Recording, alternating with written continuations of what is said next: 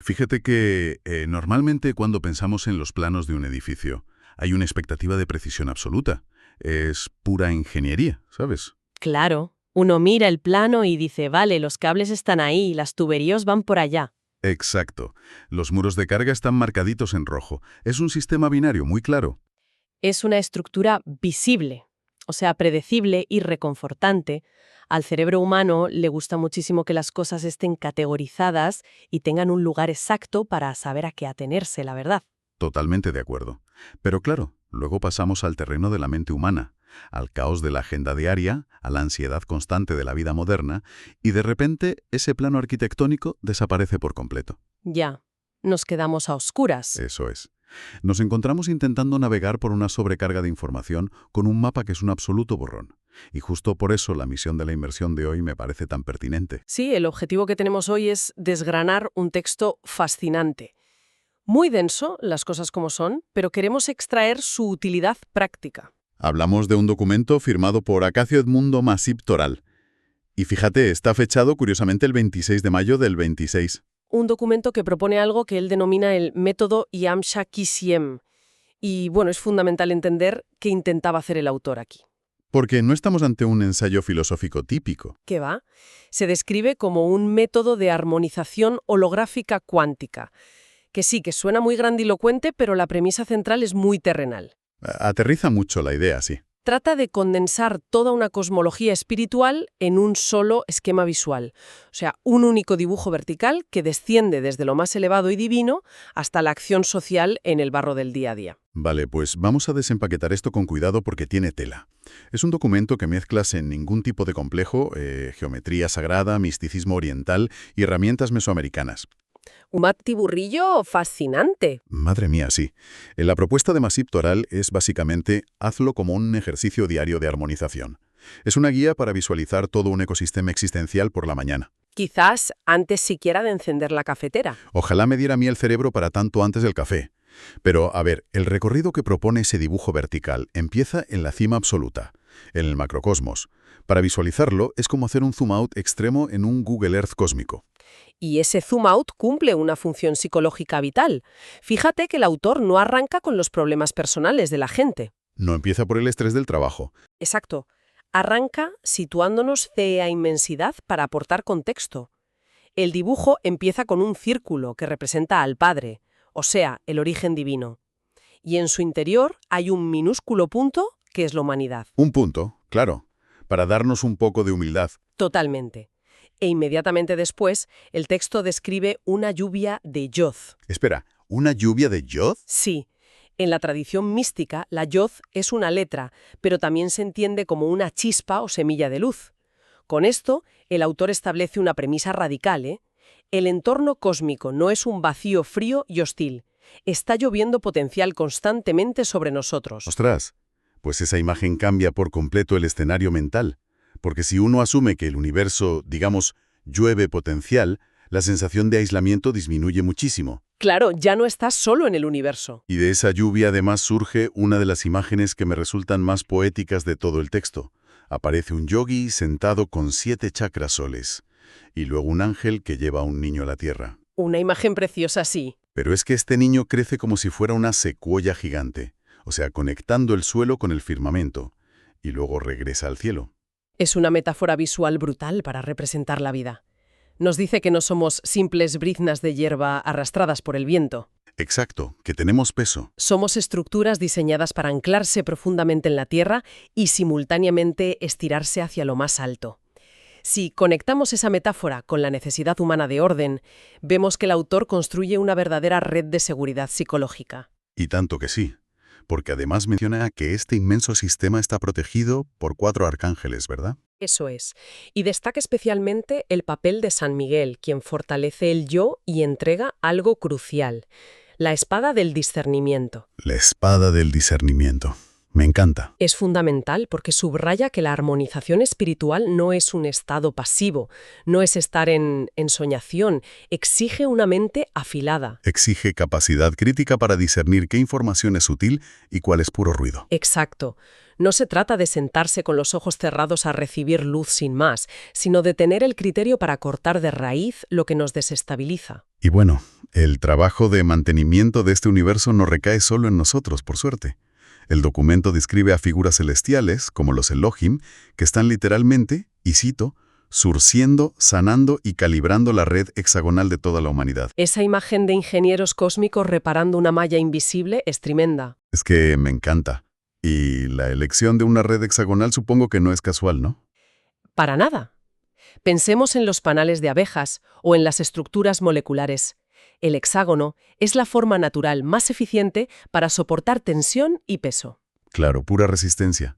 Al visualizar a los Elohim calibrando esa red, mientras tronos, serafines y querubines cantan una melodía que arrulla a todos, el mensaje subyacente es muy claro. Que la humanidad es un tejido profundamente interconectado que requiere mantenimiento. ¿Eso es? Pero hay un andamiaje inmenso sosteniendo el escenario. Es decir, el caos tiene unos límites estructurales. Vale, entiendo la majestuosidad de esta visión celestial, pero, a ver, surge una duda obvia para cualquiera que nos escuche. Dispara. Tener un mapa del cosmos no evita necesariamente que alguien sufra un ataque de estrés un martes por la mañana en el metro. ¿Cómo conecta toda esta inmensidad con nuestra biología humana? Bueno, es que el dibujo efectivamente no se queda flotando en el cielo, desciende hacia lo que el texto llama el microcosmos. Y baja a la Tierra. Baja a través de la arquitectura interior humana utilizando el sistema de los 7 chakras, pero aportando una complejidad simbólica que requiere mucha atención.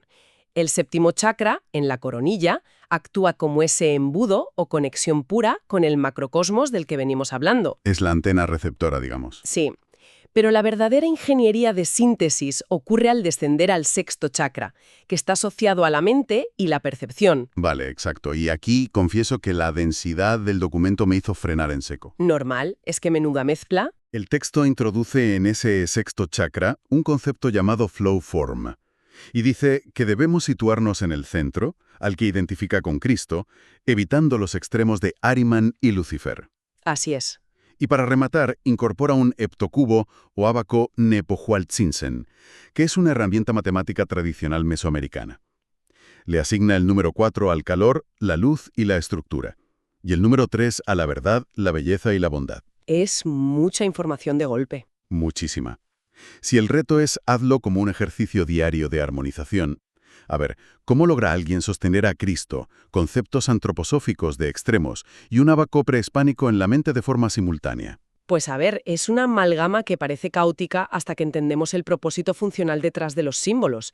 Empecemos por los extremos que has mencionado. Ahriman y Lucifer. Exacto. En las corrientes de pensamiento en las que se mueve el autor, Ahriman y Lucifer representan polaridades destructivas de la mente. Uno es el materialismo absoluto, o sea, la rigidez sin alma. Todo lógica, cero empatía. Eso es. Y el otro es la disolución, el exceso de fantasía y la desconexión total de la realidad. Por lo tanto, situar a Cristo como un flow form en el centro significa establecer un punto de equilibrio dinámico. ¿Entendido? Una forma que fluye entre la razón estructurada y la inspiración espiritual sin caer en los fanatismos, ¿verdad? Totalmente. Es como buscar el punto de flotación perfecto en un río muy turbulento. Vale, vale. Pero, ¿qué pinta un ábaco mesoamericano en medio de ese río? Pues pinta estructura. La mente humana necesita agarraderas cognitivas. El Nepohualtzinsin era una herramienta de cálculo asombrosamente precisa. Ah, claro, matemáticas puras. Al pedirnos que asociemos el número 4 con fundamentos físicos como la estructura y el calor, y el número 3 con pilares éticos, el autor está instalando un software de categorización en nuestra cabeza. O sea, nos está diciendo que la mente necesita medir, ordenar y estructurar la realidad de forma matemática, para no dejarse arrastrar por el caos emocional. Exactamente. Oye, pues resulta fascinante verlo como una especie de sistema operativo espiritual de código abierto. Me gusta mucho esa analogía. Es que, fíjate, el autor toma el equilibrio del cristianismo esotérico y le instala la potencia de cálculo de los pueblos mesoamericanos en el mismo servidor mental. Y no se detiene ahí, porque al bajar al quinto chakra, el de la comunicación y la garganta, despliega esta lógica en un ajedrez viviente y un I Ching viviente. Lo cual tiene un sentido táctico impecable, la verdad. ¿Táctico? ¿Por qué? Porque el quinto chakra rige cómo interactuamos con el exterior. La comunicación humana no es solo expresarse, es estrategia, es saber cuándo avanzar, cuándo retirarse, prever los movimientos del otro. Claro, como en el ajedrez. Exacto. El I Ching chino es fundamentalmente un libro de cambios y estrategias ante la incertidumbre. Y el ajedrez es el máximo exponente del pensamiento anticipatorio. Qué bueno. El ejercicio aquí es recordar que nuestra palabra y nuestra interacción con el mundo requieren inteligencia fluida y estrategia pura. Es decir, que el misticismo no está reñido con la astucia. Qué refrescante, la verdad. Para nada reñido. Pero claro, toda esa estrategia fría debe bajar al pecho en algún momento. Y llegamos al cuarto chakra, el del corazón. Aquí el documento establece que se integran la verdad y la belleza para dar lugar a la bondad. Y visualmente es interesantísimo. Mucho. Lo representa formando un hexágono, la flor de la vida, la estrella de David y un círculo de 12 virtudes, es decir, geometría sagrada operando directamente en el ritmo cardíaco. Y al ubicar toda esa geometría en el corazón, el autor neutraliza el riesgo de que la mente estratégica y matemática se vuelva fría o sociópato. Claro, ¿le pone frenos?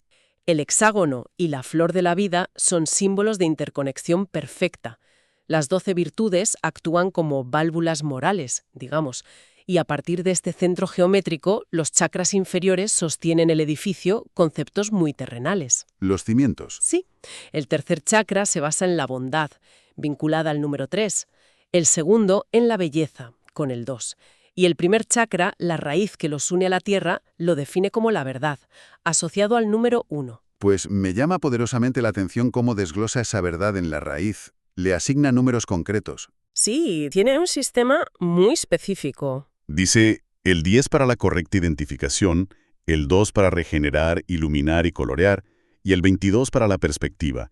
Y oye, a nivel práctico tiene todo el sentido del mundo. ¿Verdad que sí? Claro, porque si uno no parte de una correcta identificación de quién es y dónde está, es decir, de su verdad más elemental, el resto del edificio geométrico simplemente colapsa. No hay perspectiva posible sin saber desde dónde se está mirando. Ese es el fundamento de toda resiliencia humana. Si la base no es veraz, el flow form de la mente del que hablábamos antes se desvía hacia el autoengaño rápidamente. Totalmente. Bueno, llegados a este punto, tenemos el gran mapa cósmico y hemos instalado todos estos programas culturales en nuestra arquitectura interna. Ya tenemos el plano completo. Pero claro, un mapa sin instrucciones de uso es solo un póster bonito para la pared. Afortunadamente, la inmersión de hoy nos lleva ahora a lo que el texto denomina el plan de vida. Que es un desglose brutal de contexto, áreas prioritarias y palancas de acción. Es el momento en el que toda esta teoría cuántica y holográfica pisa el acelerador de lo físico. Pasa a la acción directa, vaya. Efectivamente, el holograma requiere mantenimiento material. La primera instrucción de esta fase es cuidar nuestro templo, es decir, el cuerpo físico. Lógico, si no hay cuerpo no hay nada. Y para explicar cómo, el autor recurre a la biología más básica del desarrollo humano. Gatear, caminar, crecer y evolucionar. Lo acompaña con acciones numeradas. Respirar, asociado al 4, nutrir y circular, al 20, y algo profundamente significativo, abrazar, asociado al número 12. Ostras, confieso que ver la acción de abrazar categorizada junto a funciones autónomas como respirar o nutrir me parece un detalle magistral. Es súper revelador de su filosofía. Porque rompe con esa tendencia que tienen muchos textos esotéricos de ignorar las necesidades biológicas y afectivas más básicas. No podemos estar flotando en el cosmos si no somos capaces de dar y recibir calor humano, ¿no te parece? Absolutamente. El abrazo es la manifestación física de esa red hexagonal de los Elohim que mencionábamos al principio. Es la interconexión hecha acto. Qué bonito visto así. Luego, el texto establece el cuidado de la fuerza de voluntad, que define como desear lo solar enfocado en regenerar y limpiar el legado profundo que arrastramos. Pero lo que ancla esta voluntad es la fuerza etérica. Que se nutre de prácticas muy concretas, según leo. Sí, además de mencionar la lluvia de bendiciones y la palabra que bendice, el autor prescribe prácticas muy tangibles, el tai chi, el qigong, el shibashi y la euritmia. Nuevamente, el código abierto cultural en todo su esplendor. Exacto. Tomar técnicas de movimiento oriental y de la antroposofía europea para canalizar la energía. Pero fíjate, si hay un concepto en todo el documento que considero una herramienta salvavidas para la vida moderna, es lo que el autor llama el invernadero emocional o el oasis emocional. Es un concepto potentísimo. Propone que este espacio interior requiere 5 pilares: firmeza, seguridad, amor, esperanza y confianza. Y si nos detenemos a analizar esa metáfora del invernadero, la profundidad práctica es inmensa. Piensa que un invernadero es, por definición, un entorno artificialmente protegido, diseñado para que la vida prospere cuando el clima exterior es letal o muy impredecible. Debemos soportar pasivamente, o sea, no estamos a merced de la tormenta. No somos víctimas del tiempo. Nuestro mundo emocional es un ecosistema cerrado, frágil y altamente regulable. Nosotros somos los jardineros de ese espacio. Si el entorno laboral o social exterior está bajo cero, lleno de cinismo o estrés, nosotros debemos usar la esperanza y la confianza como los radiadores que mantienen la temperatura interna. Es que la esperanza no es un estado de ánimo inocente aquí. Para nada. Es una tecnología de supervivencia para las plantas de ese jardín. Es una visión proactiva de la salud mental, y escrita a un siglo. Para que ese invernadero funcione, el autor añade que es indispensable cultivar el correcto pensar. ¿Y qué implica ese correcto pensar? Pues este pensar debe estar guiado por la perspectiva, la aspiración y la pureza. Es el equivalente a mantener los cristales del invernadero completamente limpios. Ah, claro, para que entre la luz. Exactamente. Si la mente está turbia por el autoengaño o el cinismo, la luz no entra. Y por mucho esfuerzo que hagamos, las emociones acabarán marchitándose. Es una responsabilidad ineludible con uno mismo. Pero, a ver, el texto no permite que nos quedemos aislados en la comodidad de nuestro jardín privado. No, para nada. El verdadero giro argumental de este documento y lo que justifica esa palabra holográfica en el título es cómo empuja al individuo desde lo personal hacia lo puramente colectivo. El último peldaño lógico de este ejercicio es la correcta relación con el mundo exterior. Así es. Cualquier sistema de pensamiento que termine en el aislamiento egoísta está incompleto para este autor. Él comprende que, una vez que el individuo está armonizado internamente, debe operar en la sociedad.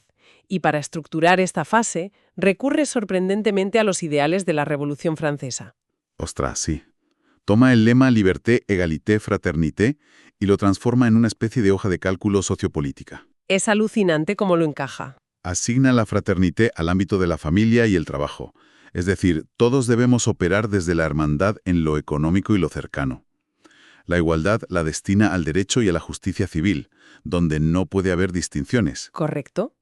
Y la liberté, la libertad, queda reservada para el ámbito cultural y espiritual. Desde esta base de 3 patas, el ejercicio se expande de manera concéntrica. ¿Como ondas en el agua? Eso es. Exige aplicar esto en la comunidad, luego en el municipio, después en el Estado y finalmente en la nación. Y este modelo concéntrico culmina en los 2 mandatos más ambiciosos de todo el documento. Uno es cuidar a Gaia, que es asumir la responsabilidad ecológica y planetaria, y el otro es cuidar la trascendencia. Ahí es nada. Esto nos lleva de vuelta al mecanismo cuántico y holográfico que da nombre al método Iamsay-Kisiem. En la física de un holograma, cada fragmento minúsculo de la placa contiene la información de la imagen completa. Vale, entiendo por dónde vas. Al organizar nuestras relaciones sociales, o sea, desde el pago de impuestos en el municipio hasta el reciclaje de la basura, con los mismos principios éticos y geométricos que rigen los coros de arcángeles en el macrocosmos, el ser humano deja de ser una entidad aislada. Pasamos a ser fractales del universo, es decir, que si cuidamos la fraternidad en la oficina, estamos replicando de alguna forma la labor de los Elohim, surciendo la red hexagonal. Esa es exactamente la idea. Todo está unido. Y la verdad, lo que me parece más revelador de este método es cómo imposibilita el misticismo narcisista. Totalmente. Nos obliga a salir. Uno empieza visualizando el vasto cosmos antes del desayuno, reduce el foco para ajustar la geometría de su propio corazón, calienta su invernadero emocional, y el esquema le dice, perfecto, ahora sale ahí fuera y aplica la justicia en tu ayuntamiento y protege los ríos de Gaia. Demuestra que la verdadera espiritualidad requiere un compromiso radical con la materia y la sociedad. 0 escapismo. 0. Las herramientas internas, como el discernimiento de la espada de San Miguel o el cálculo estructurado del ábaco, no están diseñadas para escapar del mundo. Están para soportar el peso de esa responsabilidad civil y ecológica sin desmoronarse por el camino. Es un viaje monumental para realizarse a diario. Desde luego que sí. Si hacemos una panorámica de la inmensidad de lo que acabamos de desglosar, es verdaderamente asombroso. El método nos propone comenzar el día recibiendo una lluvia de semillas divinas. Luego, Nos invita a entender nuestra propia mente como una estación de procesamiento que integra el misticismo, la matemática prehispánica y la estrategia de Li Ching. Un trabajo intelectual de primera. Nos enseña a construir un invernadero emocional a base de confianza y abrazos para, en última instancia, asumir nuestra responsabilidad cívica y planetaria basándonos en los valores de la Revolución Francesa. Y todo ello, fíjate, empaquetado en un solo dibujo vertical concebido para no ahogarnos en el ruido del día a día. Es increíble. El mérito incuestionable de Acacio Edmundo Macip Toral radica en su excepcional capacidad de síntesis. Sin duda. En una época actual que fragmenta constantemente nuestra atención, obligándonos a mirar la realidad a través de pantallas diminutas y noticias desconectadas, disponer de un mapa visual que integre lo cosmológico, lo psicológico, lo biológico y lo cívico en un solo eje continuo es una herramienta de resiliencia inestimable. Es un ancla. Nos recuerda que no somos piezas rotas en un universo aleatorio, somos nodos esenciales en una red que nosotros mismos ayudamos a mantener. Lo cual nos deja con un pensamiento final para digerir por nuestra cuenta. Imaginemos el impacto real si adoptáramos la premisa principal. Hazlo como un ejercicio diario de armonización. Imagínatelo. Si cada mañana, antes de mirar la bandeja de entrada del correo, antes de dejarnos arrastrar por la última polémica en las redes sociales, dedicáramos tan solo un minuto a recorrer este mapa, Un solo minuto. visualizar que somos esa semilla de secuoya en crecimiento, recordar que la misión del día no es apagar fuegos a lo loco, sino apartar estructura, belleza y bondad a nuestro invernadero emocional y, por extensión, a nuestro municipio. Cambiaría todo. Un cambio de enfoque así, cuando uno se para a pensar, ¿cómo alteraría radicalmente nuestra forma de responder al primer roce en el tráfico o a la primera crítica injusta en la oficina? Yo estoy segura de que transformaría la reactividad en propósito. Uno dejaría de sentirse como una víctima de las circunstancias para pasar a operar como un arquitecto consciente del orden social. Al fin y al cabo, quizás el plano ideal para la mente humana no deba ser tan rígido ni binario como el de un bloque de hormigón. Quizás necesitemos un esquema que sea orgánico, complejo y en constante expansión. Exacto. Porque cuando contamos con un andamiaje interno tan robusto y detallado, el caos que brama ahí fuera pierde gran parte de su poder de intimidación. Y explorar esa estabilidad es, sin lugar a dudas, un ejercicio que vale la pena poner en práctica.